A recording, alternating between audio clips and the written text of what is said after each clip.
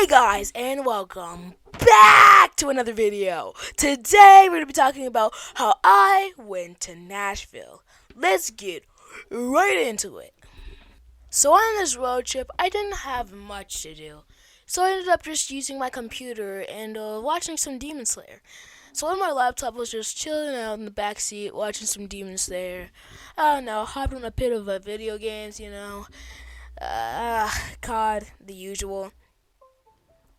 So after a little while of messing around on my computer, we finally hit our destination of Tennessee.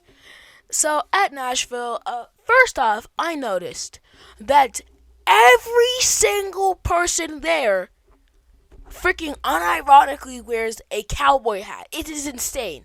Half the people I walked next to were wearing giant, where were you going? To a rodeo or something, bro? Why was there so many people there that were just wearing, unironically wearing hats?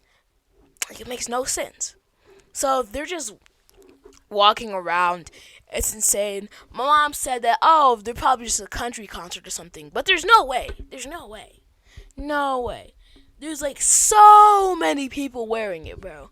That country concert better have made millions that night, bro. Because there are so many people wearing stuff.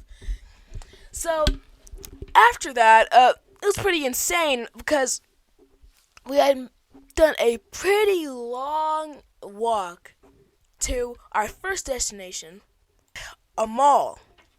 At this mall, we obviously shopped around a little bit. Tried to pick up clean Air Force Ones, didn't get it.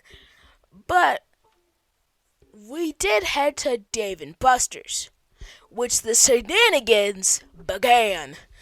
So at Dave & Buster's, some pretty crazy stuff happened.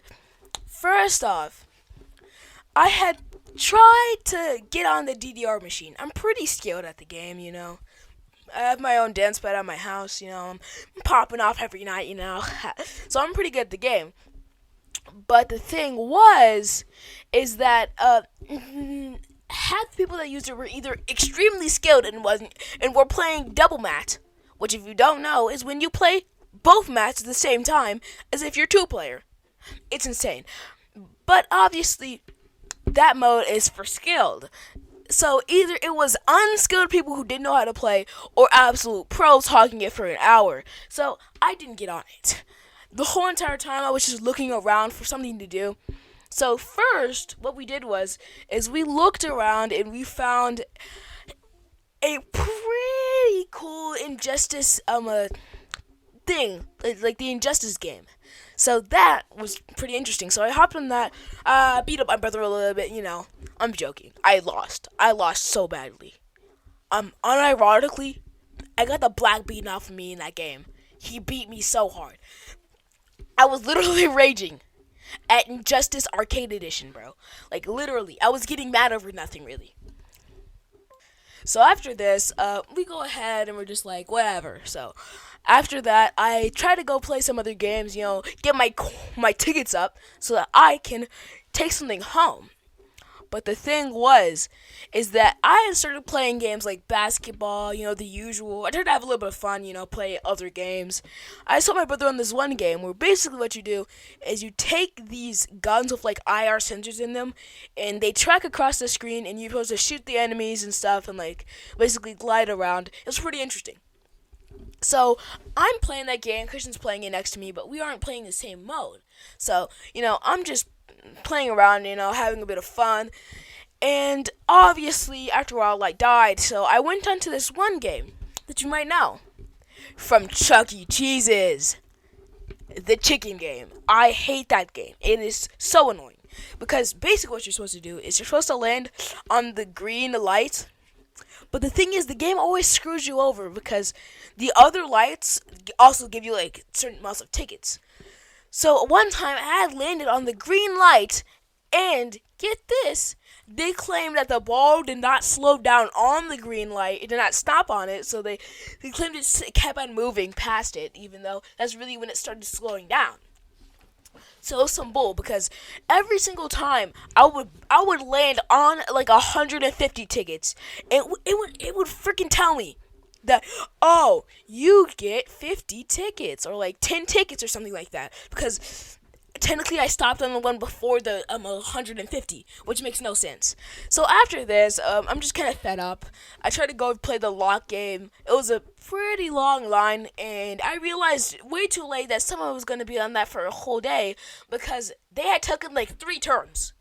A little bit of advice: if you ever see somebody in a line, if you're in a line at any single like arcade anywhere, and you see them go back to play the game 3 times, get out of line because you're not playing. You're not playing. You're just not. That's not how that works. So I realized I'm just like, whatever, I'm just gonna go out and play some other games. But then my dad tells me, oh, our food is ready. So we ate at Dave and Buster's and we also played. So we went over there and we decided to start eating. We had a good hearty meal and we decided, hey, we should go to the Museum of Black Musicians.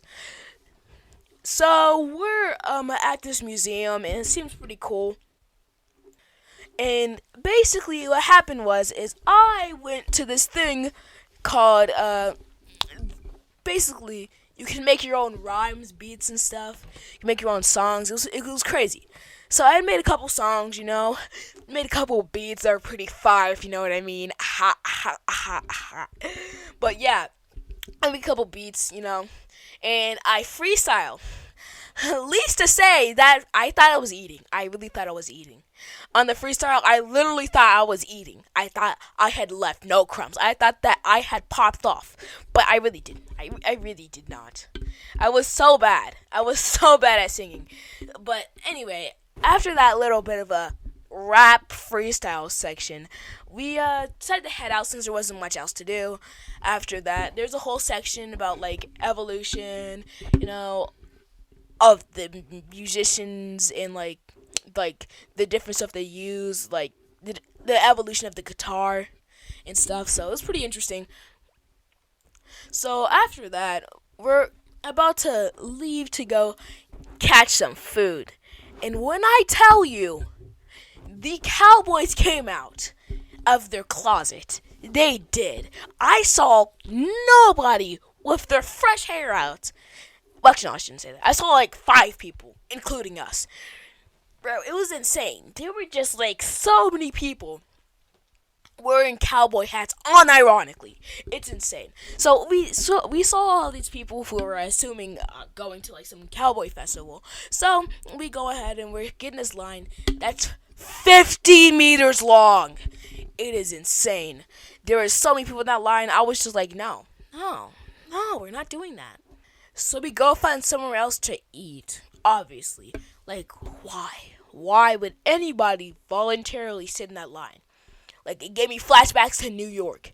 Like, that's how bad it was. So I'm just chilling, we're eating, we get our food, and I decided to get some tenders. And let me tell you, I cannot stand heat at all. Even people like the rest of my family are insane, except for my dad. Like, my brother is insane about it. He will eat, bro, I'm telling you, one time I saw him eat a bottle of hot sauce. Literally, just straight. Like, insane. So, we grab the tenders, and my dad's like, hey, those are pretty spicy. My dad also can't really handle spice. But I thought, okay, when I tell you, beads of sweat were dripping down my face, the realization that, oh, I'm going to take a bite of the most spicy little chicken on my plate. So I'm just like, what? What am I gonna do? So I pick up my fork and I slice the thing. I stab it. I put it in my mouth.